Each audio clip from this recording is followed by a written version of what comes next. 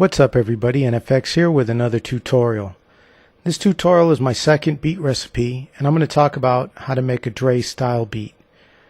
Now, I don't have a big enough ego to tell you this is on Dre's level, okay? So don't think that's what I'm saying. But what I'm going to try to explain to you are some of the elements that you find in a Dre beat and kind of how they're put together. And then maybe you can take some of those elements and use them yourself. So let's just jump right in and get started. First thing we want to talk about with a Dre style beat is a very simple drum pattern. And in the drum pattern you see on the screen, it's what I call a 4 on the floor type of a pattern, because the kicks hit on the 1 and the 3 and the snares hit on the 2 and the 4, and they're the main focus of the beat. Just a boom, bap type of a beat. Nothing really crazy going on, but it really does set the tone for a Dre West Coast style beat, where it's kind of just laid back and you know, bouncing along. And let's just take a listen to this particular pattern.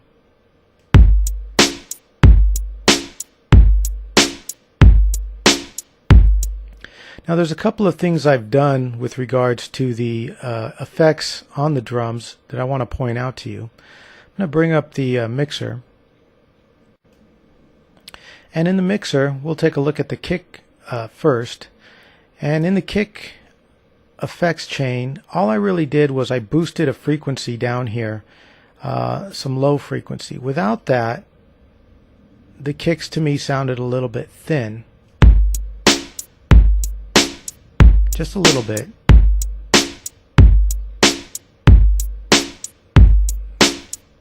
So you can hear when I add that, it kind of beefs them up a bit. And the way I found that was by just sweeping the dial. And what I mean by that is normally I'll start here in the middle, play the beat, and then sweep down.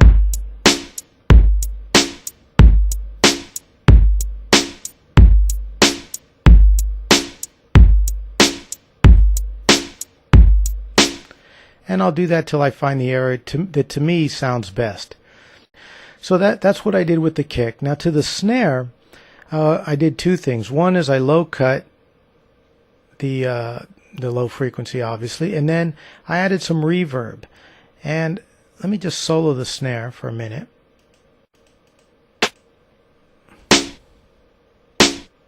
So that's the snare without a reverb. Now we'll add the reverb.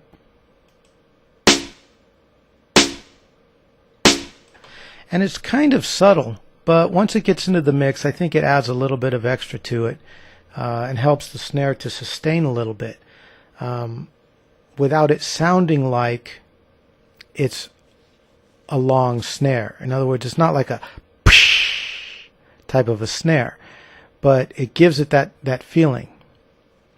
The snare itself is actually 2 snares in a layer, and really the only thing I did was I used just some regular snare sounds, and they don't fit on the screen. Let me adjust the screen here.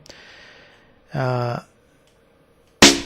that's the first snare, and then the second snare, it's actually a short snappy clap sound, and that's just to give it the snappiness to the snare.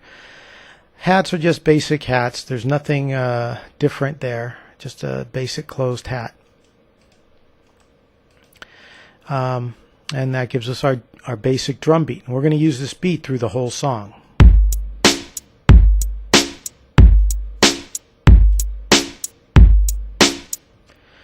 Oh yeah, one more thing is I did add a slight shaker on the right here on the snare hits. Okay, so let's move to the next part of the song. And on the next part, we have the bass line. Now in the bass line, what I did originally is I recorded it using just my standard boo bass. In the boo bass, what I'll do if I want a nice low sound is I'll increase the bass parameter and decrease the mid and the treble. And it's just various degrees, whatever sounds good to your ear. But you can hear that's got a nice rich bass sound to it. And the bass line goes a little something like this.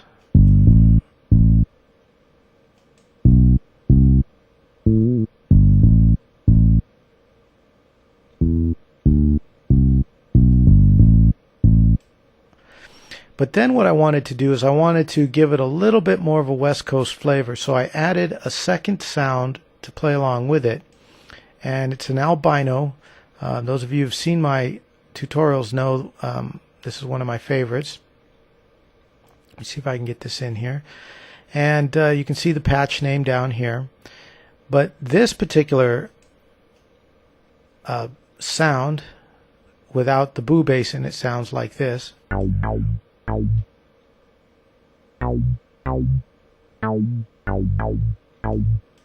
Okay, so you can hear it's got that synthy wah-ish sound to it that I like.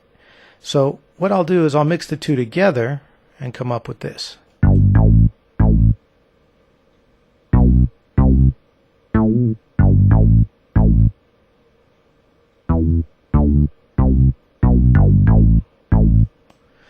And that's pretty much it. There's nothing really else going on except for maybe you can consider this note here in the bass line. This note up here, it's kind of an accent note, and I threw a little bit of a pitch bend on it to give it a little funky flavor right there. And that's really all there is to that.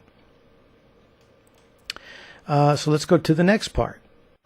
So the next part shows us kind of a signature Dre thing, and it's basically a constant piano pattern. There is a little break at the beginning of this one, and it's actually, this one is two parts. But let's listen to the first part.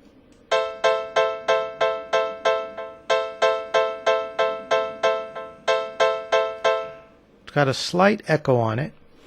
And the second part goes like this.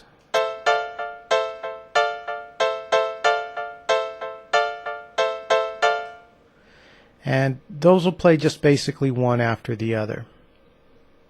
And we'll see how I sequence all that a little bit later. Okay, so there's our piano part.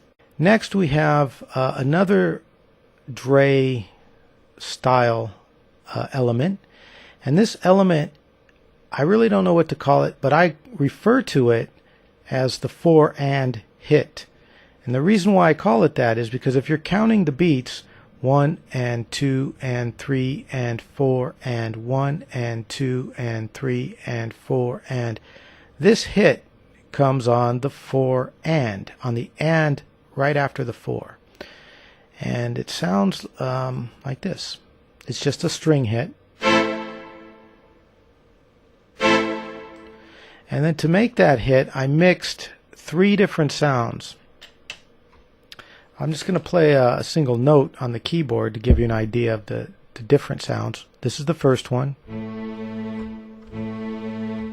This is the second. You can hear it's a very short spiccato hit. This is the third. It's kind of a louder violin sound. But what I've done is, instead of just playing, let me bring up a keyboard actually so we can see. Okay, so you can see the keyboard down here, so you can see kind of what I'm playing. Instead of just playing a single hit, I'm actually going to be playing a chord, but then I'm also going to be playing it an octave higher. So in this case, I'm in an A minor, which is, but I'm going to play the A minor in 2 different octaves and just make that hit like this. And there's a little bit of reverb on the strings. That's almost a standard for strings nowadays, to put a little bit of reverb on them. Let's see if I can find it. There we go, strings. And all I did was I used the Fruity Reverb. I used a preset called, let's see if we can bring that up. I used a preset called 4 Strings right there. And then I turned it down to about halfway on the effects chain here. So, because I didn't want it too much. This would have been full.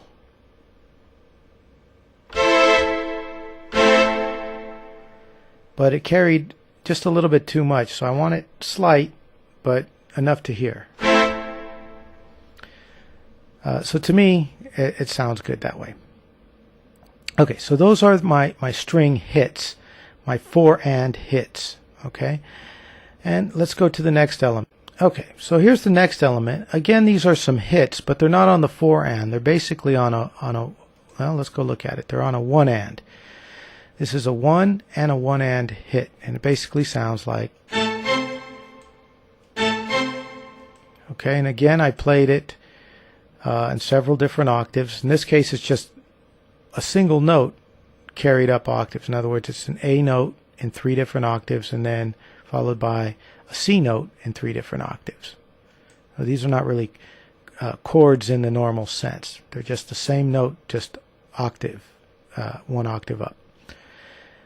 Okay, so that's my my string hits for the beginning of a measure. Let's see the next element. Okay, here's another element.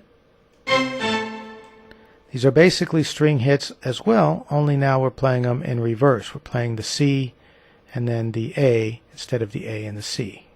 And these are going to be strung together also in a way that's going to hopefully sound good. The next element is a lead-in. Okay, you hear that? That's dun-dun, and that's going to lead in to one of my other parts. It's going to play at the end of a measure. In this case, you see it in the middle, but it's designed to actually play leading up to the beginning of another measure. And then we have my string part, which is a little more filled out. And here we're also playing the octaves of single hit notes. I'll bring that into view so you can see it, what notes we're playing. And it sounds like this.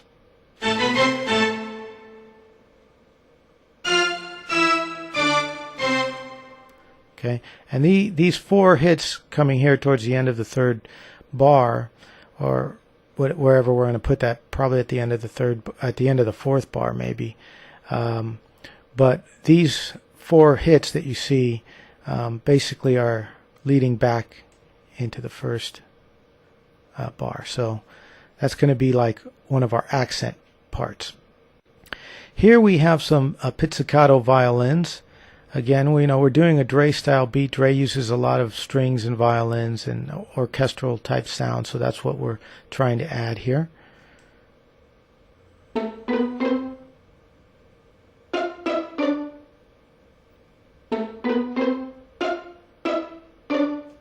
And you hear these last 3 pizzy hits there.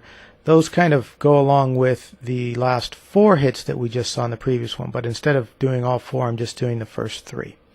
Now this pattern is an albino again. This is an albino plugin, and this is a sound. It's an actual sound effect type of a sound, and this is used again as kind of an accent, just to make the beat a little bit more interesting, and it sounds something like this. It's a little bit spacey, but you'll see how it fits in when we play the whole song. The next part is, I'm not sure what to call this, but this is I know what this is. This is the West Coast whistle or West Coast sine wave type of sound. I'll just let you hear what it sounds like.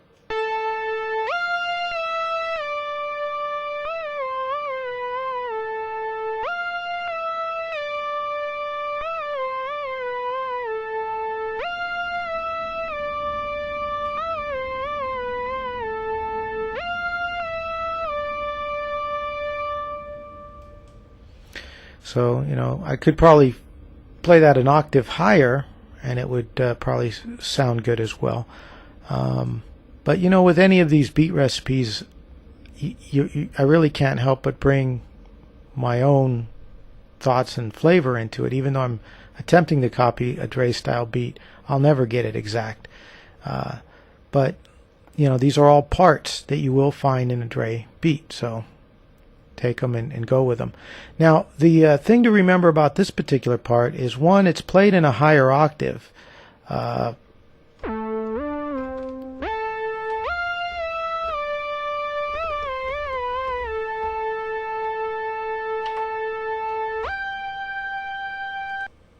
And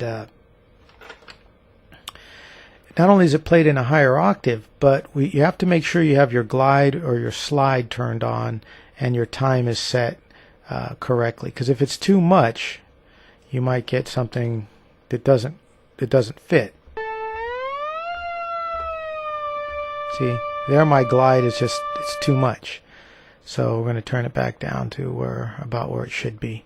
And make sure your voices are one or mono, your number of voices, and your glide is turned on. If you don't have that, you're not going to get the right sound. Check my tutorial on Portamento for more information on that. Before we talk about the arrangement, let's just talk about the parts again and how they fit together real quick. I'm going to just play the drums here for a few bars. And then I'm going to add the bass in here so you can hear what they sound like together.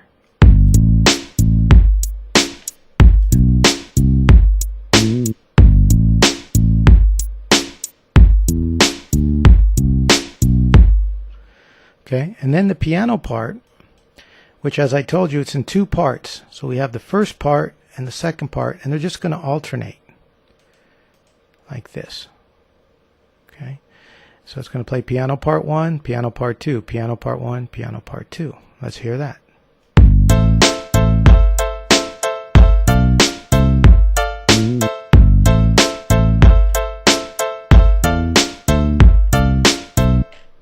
Okay, then we have our 4 and hit. And that's going to come in on every other bar. And I'm just going to take the piano out so you can kind of highlight where this hit's coming in, and keep your ears open for that. And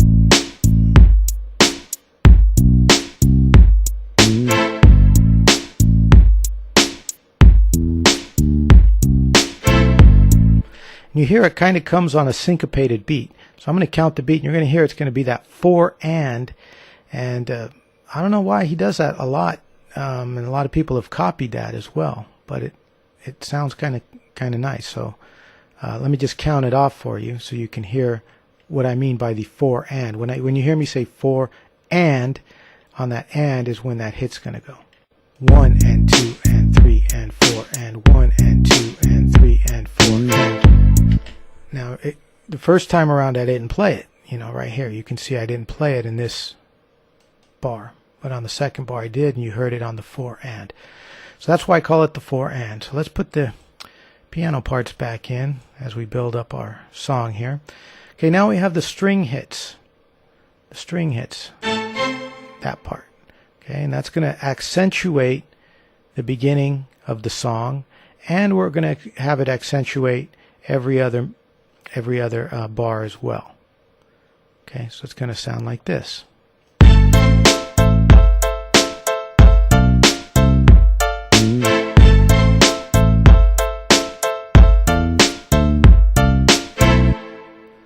Okay, so you can see how the parts kind of start fitting together, and we have the pizzicato and the synth and all that, and you're gonna see my somewhat final version of it, which I'm going to slide into view here. And we're going to bring it over. Okay, so you can see for the most part we're building off of like this much of the song. Okay, so you can see these 4 bars here. They kind of repeat over and over and over almost through the whole song. And we've added a little bit of variation here and there. Our pizzi strings come in here on the 9th bar and play all the way to the 17th bar. And we have our synth effects sound playing here on the 11th bar. And then again in the chorus, And you can see up here I've kind of delineated what's what. So the verse happens all this, and the chorus happens for the next 8, and then it's going to repeat. So that's all our parts. You heard how most of them fit together. Let's hear how the whole thing works. And as I play it, I'm going to go ahead and try to announce, just so you don't forget, where these other sounds that we didn't preview before are going to come in. The Pitsy sound, the Synth FX sound, and the West Coast sign part. That's going to be in our chorus. Okay, so let's go ahead and hit play and hear it all.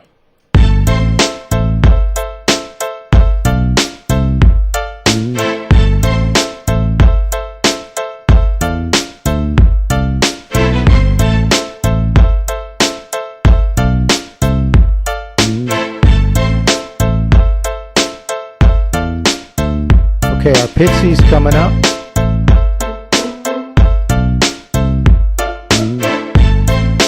Our synth effects.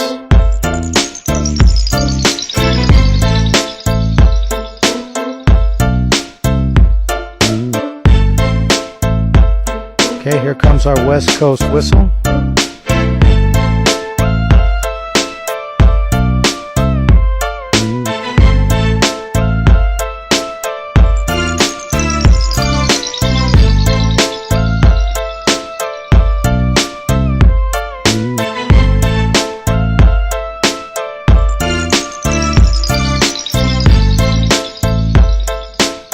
We hit the verse again.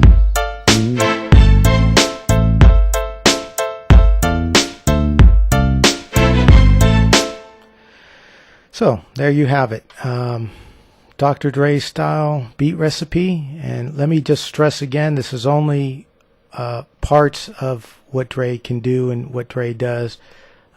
Between him and Timbo, probably the two best producers out there ever of all time when it comes to hip-hop music. I mean, like 1 and 2, and you can argue, but for me, Dre's number 1. Anyway, I don't think I'll ever do him true justice, but hopefully I've done enough justice for you to learn about the different parts and how to fit them together, and how what sounds to choose, etc., etc. And this is NFX saying I will catch you guys in the next tutorial.